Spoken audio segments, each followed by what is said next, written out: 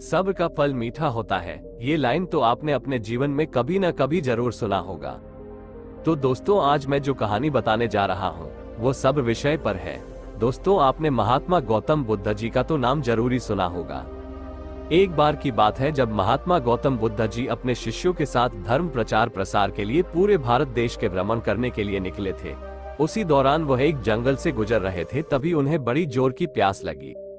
उन्होंने अपने एक शिष्य से कहा कि हे शिष्य, जाओ और मेरे लिए पानी का कोई व्यवस्था करो, पानी लेकर आओ कहीं से।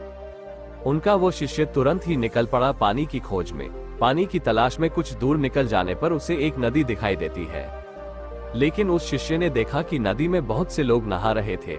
नदी में कुछ लोग पशुओं को धो रहे थे, नदी में कुछ औरतें कपड़े धो रही थी, कुछ लोग बर्तन धो रहे थे, वगैरह वगैरह। अर्थात वह नदी का पानी बहुत ही ज्यादा गंदा दिखाई दे रहा था। वो शिष्य समझ नहीं पा रहा था कि उस गंदे पानी को कैसे अपने गुरु के पास ले जाए, क्योंकि इस नदी का पानी तो बहुत ही ज्यादा गंदा है, वो पानी पीने के योग्य नहीं है। अर्थात वह शिष्य निराश होकर वापस अपने गुरु के पास चला आया। गौतम बुद्ध जी से उस गंदे पानी के बारे में बताया और उसने ये भी बताया कि यहाँ पर आसपास में और कोई भी ऐसा पानी नहीं है जो पीने के योग्य हो। महात्मा गौतम बुद्ध के दूसरे शिष्य का सब्र। फिर महात्मा गौतम बुद्ध ने अपने एक दूसरे शिष्य को आग्रह किया कि जाओ और कहीं से पानी खोज कर लेकर आओ। उनका दूसरा शिष्य निकल पड़ा पानी की खोज में। उसने भी आसपास पहुंच छानबीन करने के बाद यह निष्कर्ष पाया कि सचमुच में कहीं भी पानी पीने योग्य नजर नहीं आ रहा है। उनका ये दूसरा शिष्य उस नदी के पास जा खड़ा हुआ जहां पर उनका पहला शिष्य पानी के तलाश में आया हुआ था। उसने भी सचमुच में वही नजारा देखा जो उसके पहले साथी शिष्य ने देखा था कि पानी वहां का सचमुच में बहुत ज्यादा गंदा है। इधर महात्मा गौतम बुद्ध जी पानी का इंतजार कर रहे थे, तभी उन्हें ये दिखाई पड़ा कि उनका दूसरा शिष्य पानी लेकर आ रहा है। पास आने के बाद महात्मा गौतम बुद्ध जी ने उससे पूछा कि तुमने ये पानी कहाँ से लाया? आसपास तो कहीं साफ पानी था ही नहीं, फिर तुम ये साफ पानी कहाँ से लेकर आ रहे हो? तो उनके दूसरे शिष्य ने ये जवाब दिया कि गुरुदेव, मैं ये पानी उसी नदी से लेकर आ रहा हूँ। सभी लोग बड़े ही आश्चर्यचकित हो गए कि यह कैसे हो सकता है। पहले शिष्य ने तो ये बताया था कि उस नदी का पानी बहुत गंदा है। महात्मा गौतम बुद्ध ने अपने इस दूसरे शिष्य से इस साफ पानी का रहस्य पूछा।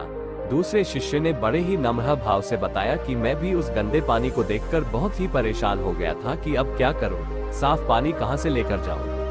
लेकिन तभी मेरे दिमाग में यह विचार आया कि क्यों न मैं इन सभी लोगों का यहाँ से जाने का इंतजार करूं। अर्थात जैसे ही वो लोग यहाँ से चले जाएंगे, नदी का पानी इस्तेमाल नहीं होगा तो धीरे धीरे शांत हो जाएगा और गंदे पानी के अंदर के सारे मिट्टी स्थिर होने के बाद नदी के जमीन के तल पर बैठ जाएगा और ऊपर का सारा पानी साफ हो जाएगा। और अंततः यही मैंने किया, उन लोगों का जाने का इंतजार किया और जैसे ही वो लोग चले गए, पानी धीरे धीरे स्थिर हो गया तथा उस पानी में घुले हुए सारे गंदगी नदी के तल में जाकर बैठ गए, जिससे ऊपर का पानी साफ दिखने लगा, यानी पानी साफ हो गया।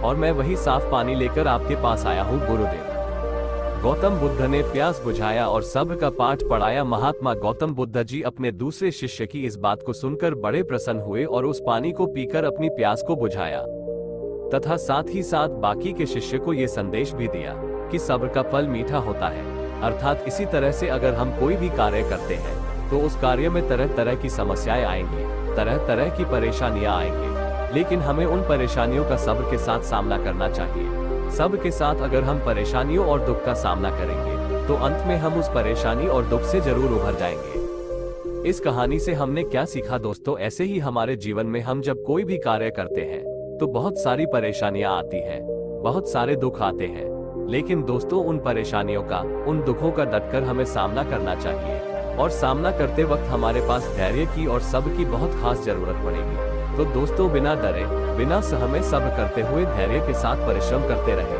अपना कर्म करते रहे तो एक न एक दिन आपको उसका अच्छा फल जरूर मिलेगा। तो यही है दोस्तों आज की कहानी। मैं आशा करता हूँ कि आपको ये कहानी बहुत ही पसंद आई होगी और साथ ही साथ आपको इस कहानी से अपने जीवन से संबंधित बहुत सारी चीजों को सीखने को मिला होगा, जिससे कि आप अपनी लाइफ को बहुत बेहतरीन और सुखमय बना सकेंगे। धन्यवाद।